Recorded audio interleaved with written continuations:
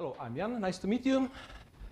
So, I work for a company which you can see on the lower part of the first slide. Let's start with an overview of what we will be talking about a little bit. I have to apologize in advance that the topic is actually quite deep. It's a complex technical issue. We have no time to go into real details. We will be flowing on the surface. And if anything interests you, I don't know if we will have time for some questions, but I guess maybe as a follow-up, there will be my email address.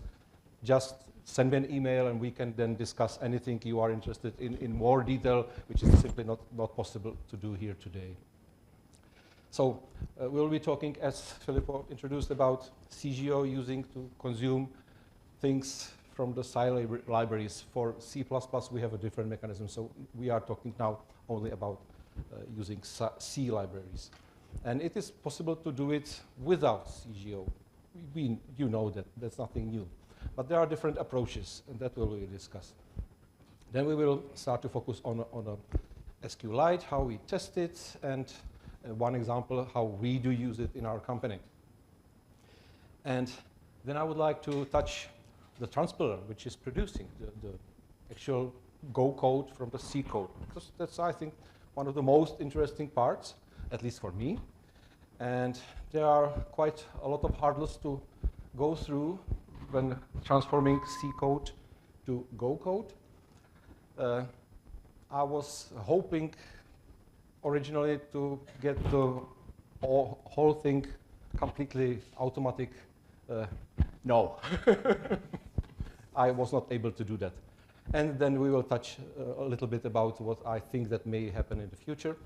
And last but not least, all of the things which CGO or ccgo produces use emulation of a C libc, the C runtime library. It has also its share of troubles and problems, and I will also touch what we would like to see in the future from maybe one of you. So this is just a quick reiteration what you already know. Using CGO is nice in that you don't lose any speed while the C code is running. On the opposite, you are losing, that's jumping around. On the other hand, you are losing a little bit of time when switching the context from Go to C. It has improved a lot during the recent years. So it's not that big of a problem anymore. But still, it has some non-zero cost. And if you are calling something which is executing only for a brief time in C, and call it a lot, then it can matter. On the other hand, if you are calling some great computation which runs for several seconds, you don't have to bother about it. Another advantage of using CGO directly for consuming C code is that the resulting binaries tend to be smaller. It's not always a thing that matters most, but sometimes it does. And for instance, if some library is importing via CGO GTK, for instance, on Linux, I don't know exactly how many megabytes of C libraries it links at runtime dynamically, but it's, I think, at least 10 megabytes. That's my guess. Maybe I'm off by some constant. That's good, and we will then later touch that you are losing this advantage when transpiling, because all of the original C code becomes Go source code, so the transpilation produces much bigger source codes to distribute in your repository, and we actually had run into a problem when the SQLite repository was big enough to the Go tool started to reject it, to download it. So it was not for a brief time Go installable anymore. this was solved by writing a small tool which mostly gets rid of all the comments because they are included, the original C comments are included in the transpiled code, which is good for debugging, not really useful for anyone else because you can imagine that the transpiled code is not very human readable. But still, when you are debugging, the comments are helpful. So if you really, for instance, will any time need to go deeper, you would have to manually transpile and miss the. I think there is a flag for keep the comments or something like that. One note: if I'm saying something you don't understand or you want to put a question immediately and it's very brief, you can of course try to. So there are more than these two examples of how to do consume in this particular case of SQLite the C library. One which came recently, I think it was even this year introduced, is the Ncruises Go SQLite 3, which uses WASM and WASI, WAS AI. It's a different approach. It has also its some limitations because we know that WASM doesn't do really, it doesn't play well with goroutines, for instance, with multiple threads. And what is interesting for you as end users are benchmarks, I believe. And actually, this new library is a very good competitor to the modern C SQLite because it is, in most benchmarks, it is faster. I have to admit it, not very happy about it, but it's true. In the same time, the benchmarks, you can find at this address. At the same time, there is one library which is also CGo-free, Zombiezen Go SQLite, and which is in most of the times faster than the Ncruises one.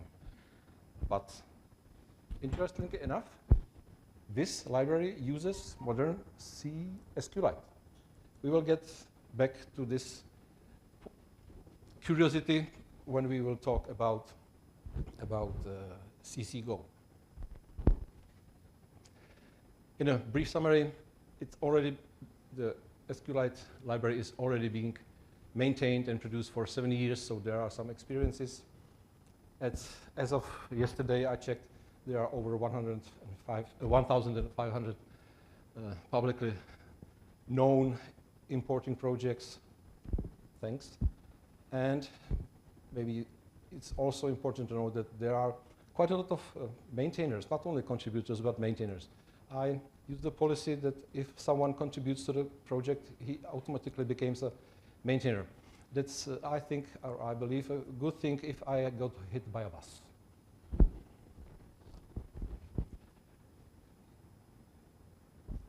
Those of you who know a bit deeper the SQLite, there is impressive testing done on their side. Unfortunately, the better part, I think, of the tests are closed source. So we can only guess as outsiders what everything they are testing. But there is also a quite substantial amount of code written, unfortunately, in TCL, which I don't like to read that much. But there are almost 1 million test cases individual which are run. And we run all of them. Well, okay, there are few exceptions, but those are manually vetted and they have their reason, not going into these details. But in general, we are running all of them and not releasing a new version until all of these tests pass all platforms, which is an automated process because it's not possible to do it in a one-man show manually anymore. And not only this wide or broad targets automatically tested helped to find more bugs and fix them. It also 5 or 6 bugs unearthed in the C code of SQLite herself. And all of them get fixed very soon. And I have to say that the communication with with the people of the SQLite was excellent. They were really, really good at handling the things. This is an example of where the modern C SQLite is used in practice in our company. This is a big monster machine, 6 error digits, and doing some material testing. But what is interesting is that there are 2 industrial PCs inside in an isolated own subnet. One is driving the heavy machinery, and that part is unfortunately in Erlang because my boss insists on that. But all the other parts, data acquisition and the user interface, this is everything Go and SQLite, and we are very happy with it for years already, and our experiences are good. That's not a recommendation, that's just a testimony and a sample N1 statistics. Now, to get the Go code from C code, we use a transpiler. ccgo is a C to Go compiler, already at version 4, the major version. There were some previous versions. All of those are, of course, long not supported and abandoned. I feel like this version 4 is now to stay with us for maybe a longer time, because it has also its issues, of course, but now it does almost everything what I would really like to do it. One of those things which cause problems on builders with not enough resources, like Raspberry Pi, for instance, is linking. It used to be the case that everything was linked at once in memory. That was easy to do, but it was a disaster. Not with SQLite, because SQLite is not so big. But when I tried other projects with CGo, they simply run out of memory. That was not feasible to use. So now ccgo has its own object format and its own linker. The object format is a little bit funny because it is syntactically Go code, even though it's object code for C. It has some advantages that you can, for instance, use Go formatted to make it more readable and to understand it. The net result is that now you can write things which really look like using a standard C compiler. This is some hypothetic C code small that uses the X11 library. With GCC, you write this and run it like this. With CGo, you write this and run it like this. It's not that different anymore. And I'm happy with that. This part is a little bit magic. It's even makes the ccgo thing a little bit of a package manager for C, because when you write this, it actually tries to find out if you have installed this LX11 gets translated to modern C, slash libx11. You have to have it installed on your machine. It doesn't download it for you like the Go build system does. So it's somewhere in between. But anyway, I think it's quite convenient to do it this way. And this is also used when doing this is a new thing you may have noticed. The ccgo is now also used to produce the port of the TCL TK9. And as we will mention in a few moments, some targets are fully transpiled and some targets are using a different approach, which is experimental, but it works well so far. We have mentioned in the benchmark note that things are sometimes slower, and I will try to explain why, or at least few of the things that can contribute to this. C code and C programmers are, but legitimately because it is valid in C, do sometimes nasty things. One of them, this is a real example from the SQLite code. This is a definition of a function of a type which is a function type. And here we define a constant which is of the function type, but the value is -1. This interferes with using for instance, unsafe pointer as a model or as a carrier of the original C pointers. That was one of the things which was also tried, and it was failing exactly on these things. Then you have to try to make some exceptions and keep notice of the pointers, and it gets slow and nasty.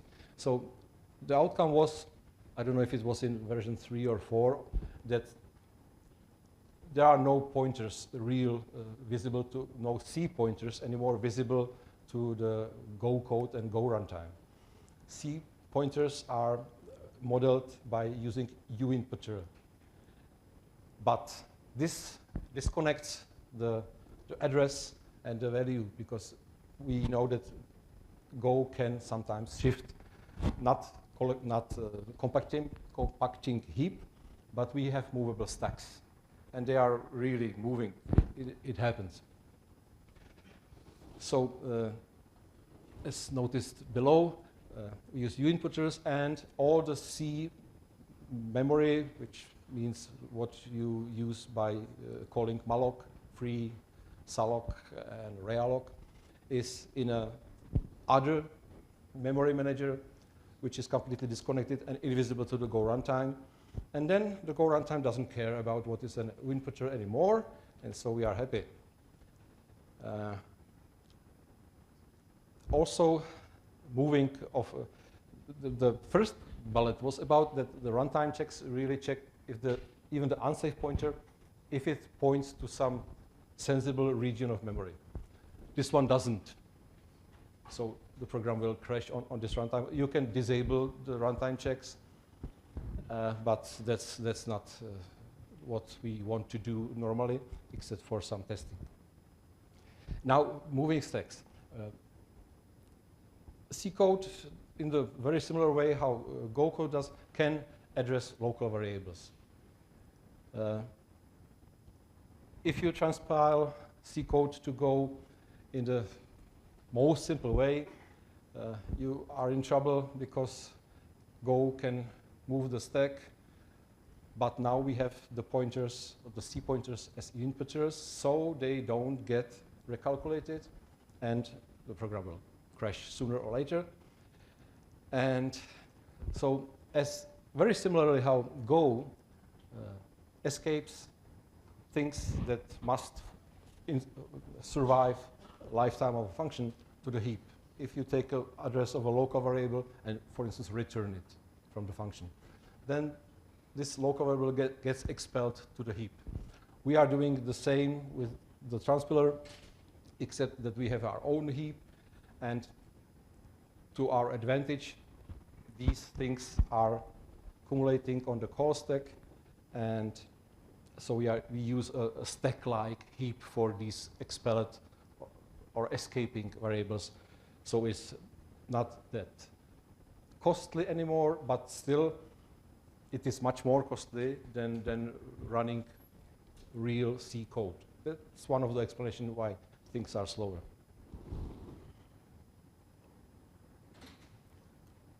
CGo is nowadays, let's say, 95% of a C99 standard compiler. It is missing still some things, just because I haven't yet run into them. I don't have the time. It's a hobby project, not a paid one. I don't have the time resources to cover everything, and I'm mostly doing on it alone. So I do things on demand. When I try to transpile something and it hits the missing feature, I try to edit at that point. But after those years, I would say 95 of the C99 standard is covered.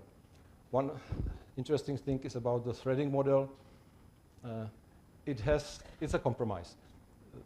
CGo models C threads, like using per thread on Unixes, as goroutines. That complicates some things, but it pays back when you use. It doesn't really connect to CGo to SQLite, but in any code. If you want to use 1,000 goroutines in Go code, it's not a problem. The stacks start very small, so it's not a lot of memory.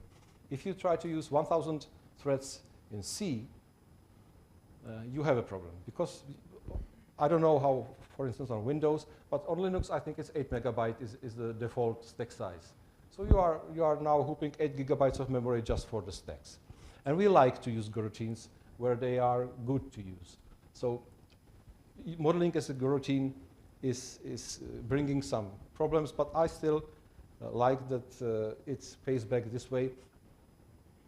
But it has also a runtime costs.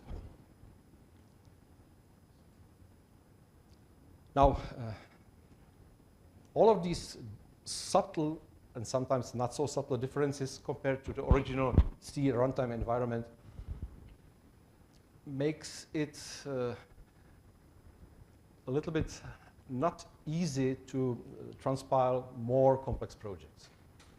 The example is the TCL-TK. You have to do usually some analysis, sometimes patching the C code, sometimes just making different parameters to the /configure. Sometimes you have to, especially if they are handling something directly with the operating system with threads, sometimes you have to just hide this part and rewrite it in Go. So it's still a lot of manual work in a bigger project to do it. Altogether, CGo is not a silver bullet. It's not really easy to use. It requires a lot of cooperation with an expert on both the C code and of course, understanding well the Go things. A hybrid approach, which is supporting now in the TK9 port, is using this wonderful Ebit engine Purigo. It is basically a port of what Go is doing on Windows. When you consume a DL on Windows, you are not really using CGO with all the bad things.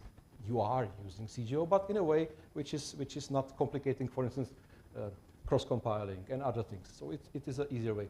The guys of this project ported this to, I think, 9 targets altogether. And I tried with the TCL-TK, and it works actually very fine. So one of my wishes is to try out the SQLite either in the development branch or maybe in version 2 with using Purigo, make some measurements, and I hope that it can bring speedy progress.